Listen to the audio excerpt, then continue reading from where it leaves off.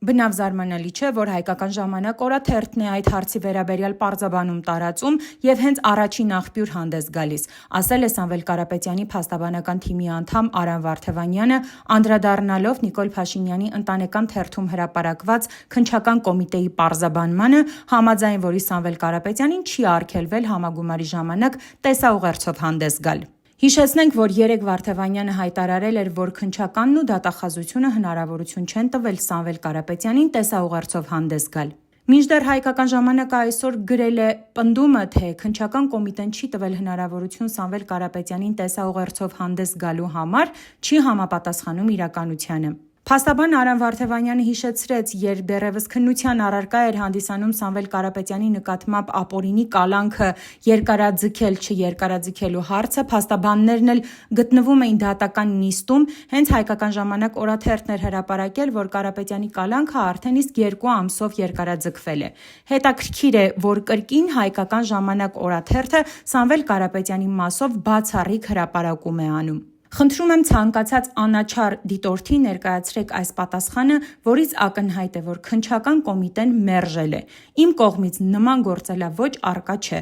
թե չէ ես կհրապարակեի իմ կողմից ներկայացված դիմում հարցումը եւ պատասխանը։ Քննչական կոմիտեին դիմում հարցում է ներկայացվում ոչ թե որպես մի կառույցի, այլ տվյալ դեպքում Սամվել Կարապետյանի գործով որպես վարույթն իրականացնող մարմնի, որին ի պատասխան ստանում ենք դիրքորոշում, որ վերջիններս նման մեկնաբանությամբ հանդես գալ չեն կարող։ Արդյոք դա հենց նույն մերժումը չէ։ Եթե լեզվական կամ տերմինաբանական կանոնով էլ առաջնորդվենք, ակնհայտ է, որ դա հենց մերժումն է։ Վարդևանյանը նշեց, չէր ցանկանա նման մանրամասների անդրադառնալ։ Պատկերացրեք, Սամվել Կարապետյանի նկատմամբ սահմանափակումները կիրառվում են դատարանի որոշմամբ, բայց դրանց պահպանման կամ խախտման հանգամանքները գնահատում է քննչական կոմիտեն։ Այսինքն քննչական կոմիտեն երբ հղում է տալիս, թե չի կարող մեկնաբանել դատական ակտը, սա կիսաճշմարտությունը ներկայացնելու դասական օրինակ է։ Չէ՞ որ եթե ենթադրյալ խախտում տեղի ունենար, ապա դրա գնահատման